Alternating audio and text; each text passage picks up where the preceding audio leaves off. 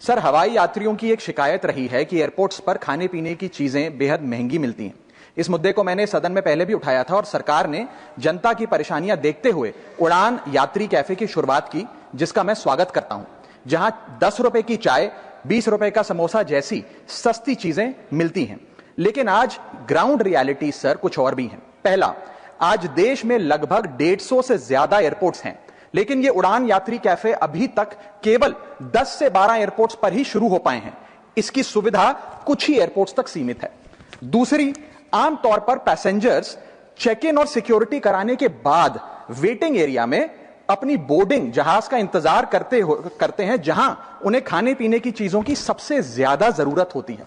लेकिन एयरपोर्ट्स पर यह उड़ान यात्री कैफे चेक इन और सिक्योरिटी से पहले बनाए गए हैं, जिसका पैसेंजर को ज्यादा फायदा नहीं मिलता है, क्योंकि चेक इन से पहले तो पैसेंजर बाहर का खाना पीना भी ला सकता है और खा सकता है।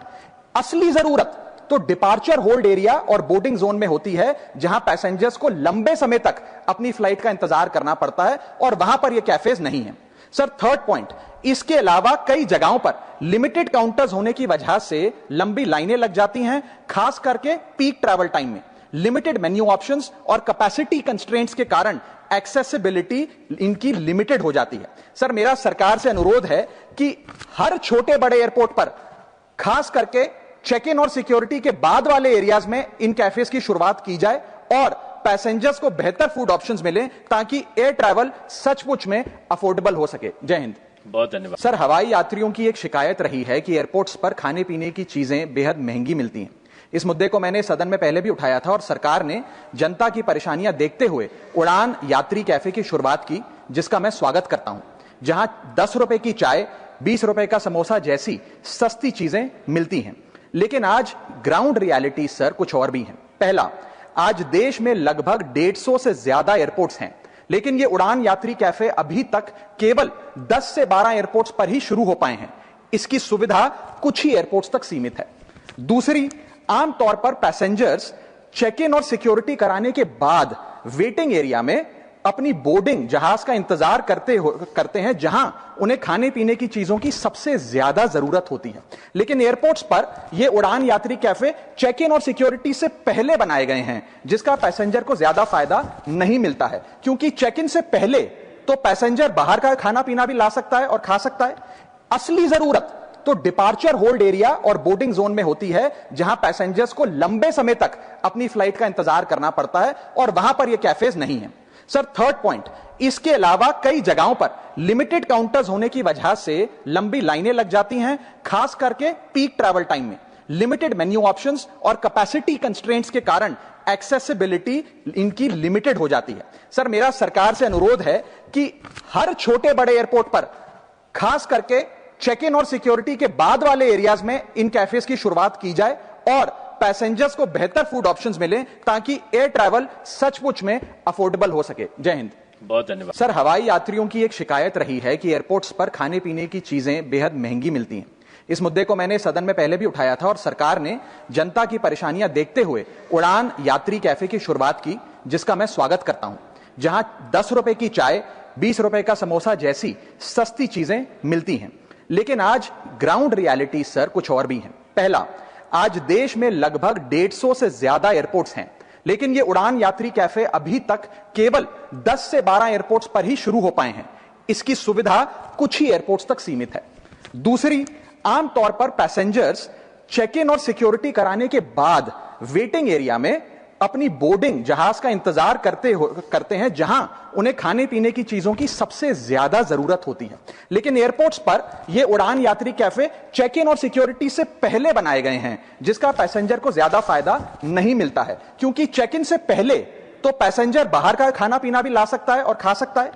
असली जरूरत तो डिपार्चर होल्ड एरिया और बोर्डिंग जोन में होती है, जहां पैसेंजर्स को लंबे समय तक अपनी फ्लाइट का इंतजार करना पड़ता है, और वहां पर यह कैफेज नहीं है। सर, थर्ड पॉइंट, इसके अलावा कई जगहों पर लिमिटेड काउंटर्स होने की वजह से लंबी लाइनें लग जाती हैं, खास करके पीक ट्रैवल टाइम में।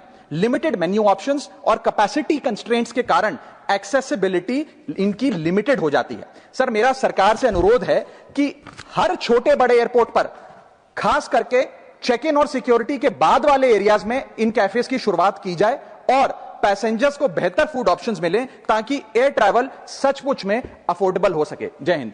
बहुत धन्यवाद। सर, हवाई यात्रियों की एक शिकायत रही है कि एयरपोर्ट्स पर खाने पीने की चीजें बेहद महंगी मिलती हैं।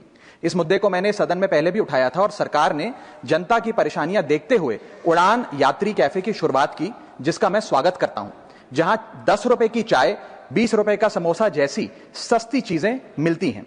लेकिन आज ग्राउंड रियलिटी सर कुछ और भी है। पहला, आज देश में लगभग 150 से ज्यादा एयरपोर्ट्स हैं, लेकिन ये उड़ान यात्री कैफे अभी तक केवल 10 से 12 एयरपोर्ट्स पर ही शुरू हो पाए हैं।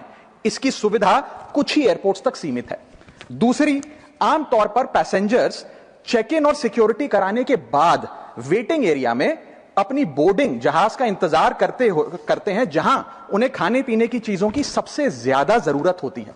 लेकिन एयरपोर्ट्स पर ये उड़ान यात्री कैफे चेक इन और सिक्योरिटी से पहले बनाए गए हैं, जिसका पैसेंजर को ज्यादा फायदा नहीं मिलता है, क्योंकि चेक इन से पहले तो पैसेंजर बाहर का खाना पीना भी ला सकता है और खा सकता है। असली जरूरत तो डिपार्चर होल्ड एरिया और बोर्डिंग जोन में होती है, जहां पैसेंजर्स को लंबे समय तक अपनी फ्लाइट का इंतजार करना पड़ता है, और वहां पर ये कैफेज नहीं है। सर, थर्ड पॉइंट, इसके अलावा कई जगहों पर लिमिटेड काउंटर्स होने की वजह से लंबी लाइनें लग जाती हैं, खास करके पीक ट्रैवल टाइम में। लिमिटेड मेन्यू ऑप्शंस और कैपेसिटी कंस्ट्रेंट्स के कारण एक्सेसिबिलिटी इनकी लिमिटेड हो जाती है। सर, मेरा सरकार से अनुरोध है कि हर छोटे बड़े एयरपोर्ट पर, खास करके चेक इन और सिक्योरिटी के बाद वाले एरियाज में इन कैफेज की शुरुआत की जाए और पैसेंजर्स को बेहतर फूड ऑप्शंस मिले ताकि एयर ट्रैवल सचमुच में अफोर्डेबल हो सके। जय हिंद। बहुत धन्यवाद। सर, हवाई यात्रियों की एक शिकायत रही है कि एयरपोर्ट्स पर खाने पीने की चीजें बेहद महंगी मिलती हैं। इस मुद्दे को मैंने सदन में पहले भी उठाया था और सरकार ने जनता की परेशानियां देखते हुए उड़ान यात्री कैफे की शुरुआत की, जिसका मैं स्वागत करता हूं, जहां 10 रुपए की चाय, 20 रुपए का समोसा जैसी सस्ती चीजें मिलती हैं। लेकिन आज ग्राउंड रियलिटी सर कुछ और भी है। पहला, आज देश में लगभग 150 से ज्यादा एयरपोर्ट्स हैं, लेकिन ये उड़ान यात्री कैफे अभी तक केवल 10 से 12 एयरपोर्ट्स पर ही शुरू हो पाए हैं। इसकी सुविधा कुछ ही एयरपोर्ट्स तक सीमित है। दूसरी, आमतौर पर पैसेंजर्स चेक इन और सिक्योरिटी कराने के बाद वेटिंग एरिया में अपनी बोर्डिंग जहाज का इंतजार करते हैं, जहां उन्हें खाने पीने की चीजों की सबसे ज्यादा जरूरत होती है। लेकिन एयरपोर्ट्स पर ये उड़ान यात्री कैफे चेक इन और सिक्योरिटी से पहले बनाए गए हैं, जिसका पैसेंजर को ज्यादा फायदा नहीं मिलता है, क्योंकि चेक इन से पहले तो पैसेंजर बाहर का खाना पीना भी ला सकता है और खा सकता है। असली जरूरत तो डिपार्चर होल्ड एरिया और बोर्डिंग जोन में होती है, जहां पैसेंजर्स को लंबे समय तक अपनी फ्लाइट का इंतजार करना पड़ता है, और वहां पर ये कैफेज नहीं है। सर, थर्ड पॉइंट, इसके अलावा कई जगहों पर लिमिटेड काउंटर्स होने की वजह से लंबी लाइनें लग जाती हैं, खास करके पीक ट्रैवल टाइम में। लिमिटेड मेन्यू ऑप्शंस और कैपेसिटी कंस्ट्रेंट्स के कारण एक्सेसिबिलिटी इनकी लिमिटेड हो जाती है। सर, मेरा सरकार से अनुरोध है कि हर छोटे बड़े एयरपोर्ट पर, खास करके चेक इन और सिक्योरिटी के बाद वाले एरियाज में इन कैफेज की शुरुआत की जाए और पैसेंजर्स को बेहतर फूड ऑप्शंस मिले ताकि एयर ट्रैवल सचमुच में अफोर्डेबल हो सके। जय हिंद। बहुत धन्यवाद।